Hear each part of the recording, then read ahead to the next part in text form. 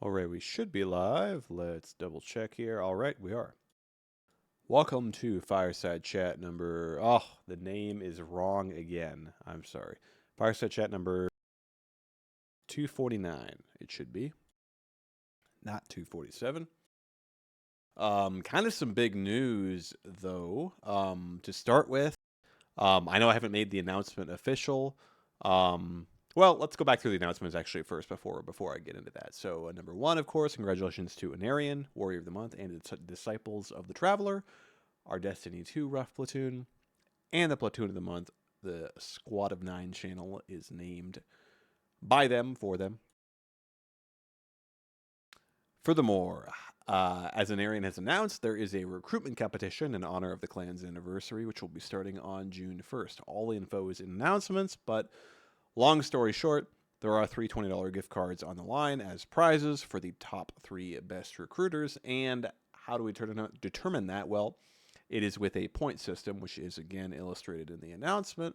But you get points, a lot more points for getting a recruit to, say, Marine or Gunner than just spamming recruits. So while you will get 1 point for getting just a recruit per recruit, ranking them up is good. And even better, you actually will get increased points if you deliver a recruit to one of the smaller houses. We're kind of trying to do this as an initiative to kind of boost some of the very struggling houses by helping them out with our recruitment efforts. So if you deliver a recruit to one of the smaller houses, meaning that someone in one of those houses has to recruit the person, but if you do it,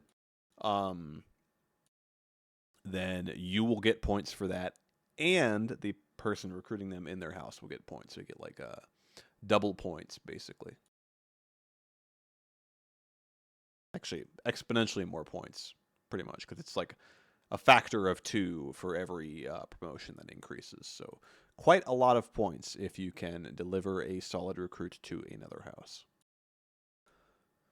So that's cool stuff. The other announcement that I will be making shortly after this, I believe, is the Your Thing is going to be happening in honor of the anniversary too. Oh, just a note on the recruitment competition, it's running through August 31st.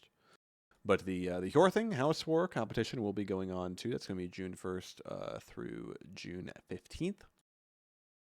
So just over 2 weeks away until it starts, and it lasts just over 2 weeks. Actually, it's exactly 2 weeks away that it'll start.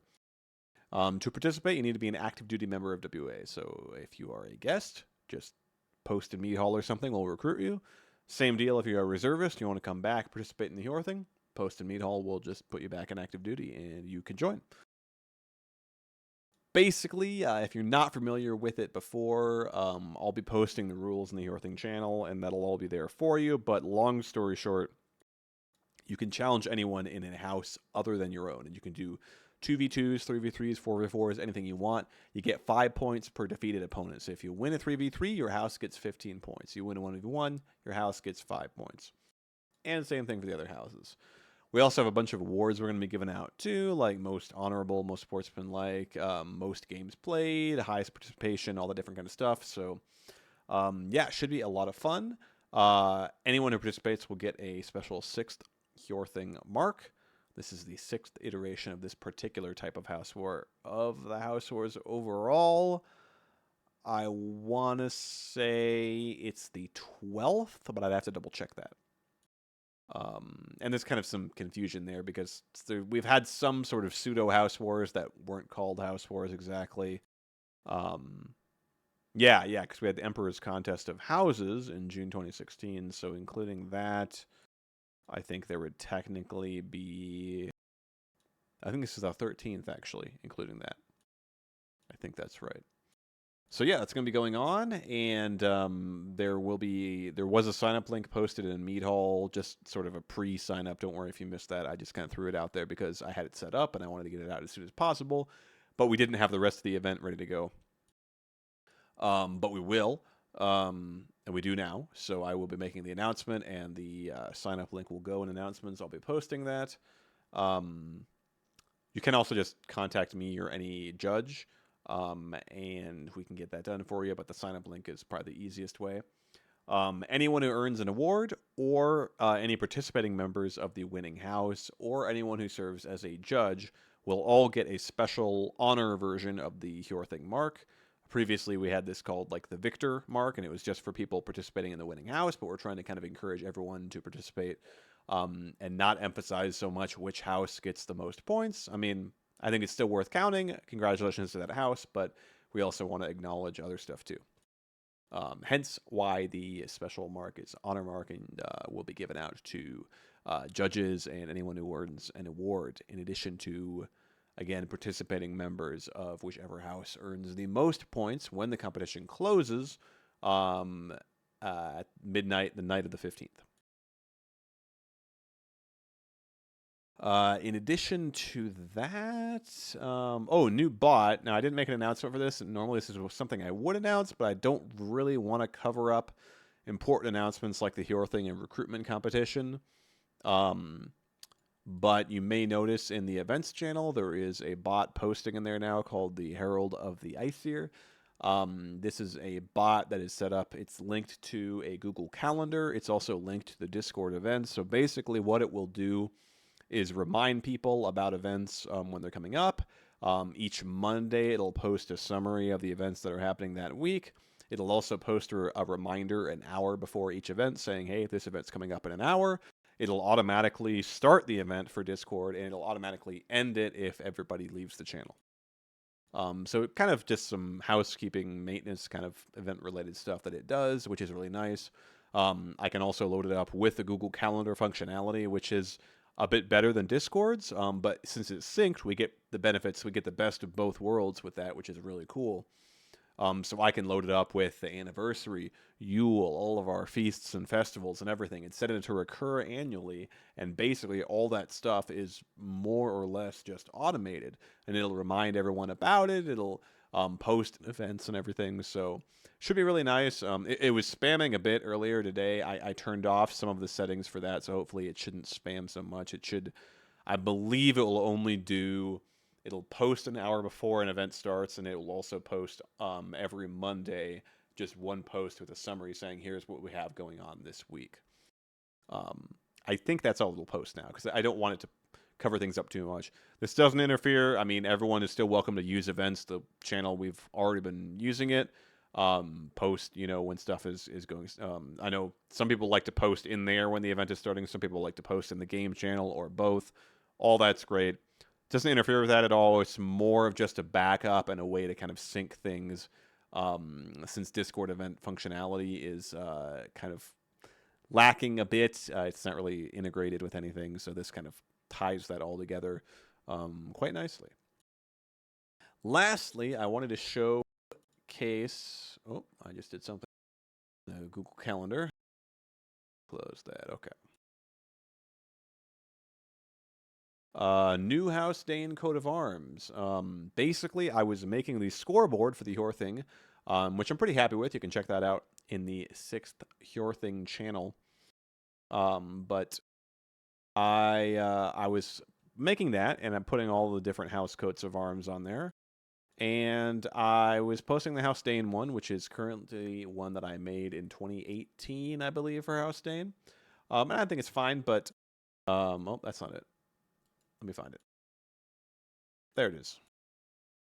So you can't see my mouse here, but basically the thing that I didn't like about it is you can see there's kind of these pixels around the edge. You can see it really well since I have it right now over a black background. If you put it over a different one, it's hidden a bit, but you can see the whole edges of the shield are just pixelated, and there's two reasons for that. One, it's because the orange and blue sections here are just sticking out very slightly around the edge. And secondly, it is because the shield design itself is just a flawed design. Usually I try to use like vectors or something that's just sharp. And I think for whatever reason, I didn't notice this until I had already made it or till later. And unfortunately, House Dane has just been kind of stuck with it. And because House Dane has not had a lot of members, it's not really something that occurred to me or that I've put a lot of work or time and effort into. We've had some returning House Dane members, but this was actually just unrelated. It was just, like I said, it bugged me making the scoreboard, but it kind of coincides with everything in the Hjorthing quite nicely. The other thing I didn't like is just design-wise. I think the spears behind the shield, it's okay, but I think because the spears are just like really thin and long. I think design-wise, it looks a little strange. They're a little bit abandoned back there. There's a lot of empty space, and something like this would work better with a very, very tall shield, like a tower shield, the kind of thing House Warden has. I think it would work better with that. But anyway,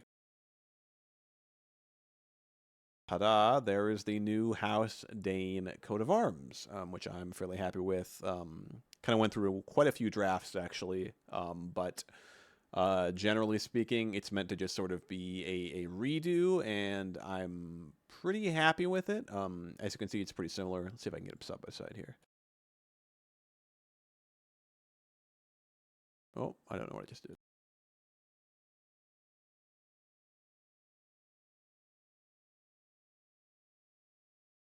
There we go. Yeah, so now you can see kind of the before and after there. So pretty similar. The shade of orange changed a little bit, not as kind of washed out. Shade of blue changed a bit as well, but I think kind of still in the spirit of everything. And the spears are the same, but now there is a bear pelt behind with the claws there, and also these are actually targeting reticules, but they also are kind of gears. So basically, that's sort of an homage to House Dane's history of mech games, whether you talk about Mech Assault 2, MechWarrior Online, Chrome Hounds, all that different kind of stuff. And also kind of two for space, because more recently House Dane's active on Destiny, but you've also got to go back to, of course, StarCraft, even EVE Online a bit, all that kind of stuff. So there's kind of that space star cloud pattern on the shield as well that you can see. And with the gears and the bear pelt, I think the spears are not as abandoned back there, so I like that. And yeah, with the pelt, I actually took a little bit of inspiration from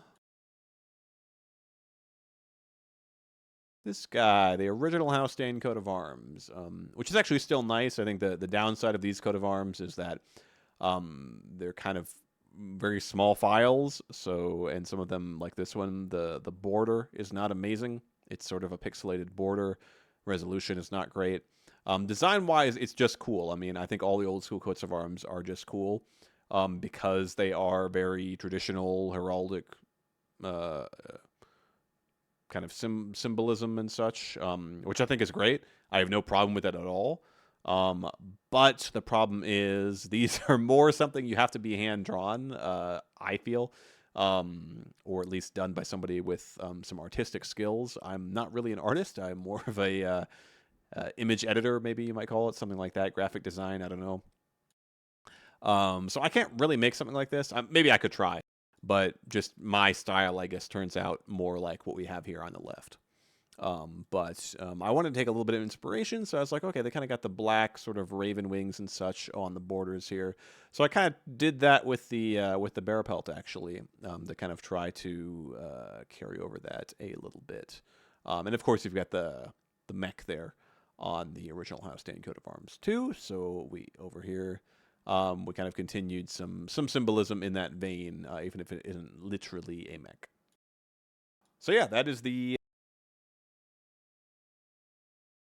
new House Dane coat of arms, and I think that's it. I'll be around for office hours shortly.